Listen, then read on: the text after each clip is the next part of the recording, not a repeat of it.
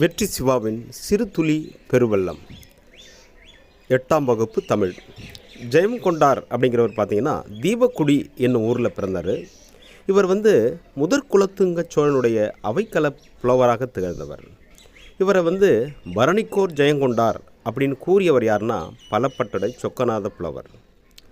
கலிங்கத்து பரணிங்கிறது 96 வகை சிற்றிலக்கியங்களில் ஒன்று. இது பரணி வகையை சார்ந்த நூலும் கூட. தமிழில் முதலில் எழுந்த பரணி அப்படின்னு பார்த்தீங்கன்னா கலிங்கத்து பரணி தான். முதற் குலத்துங்க சோழன் அவருடைய படைத்தலைவரான கருணாகர தொண்டைமான் ஆகியோரின் கலிங்கத்து போரின் வெற்றியை பற்றி பேசுகிறது தான் இந்த நூல்.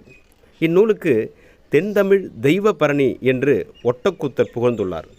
கலிங்கத்து பரணி எந்த தாழிசையில் பாடப்படுகிறது அப்படின்னு பார்த்தீங்கன்னா கலித்தாழிசையால் பாடப்படுகிறது.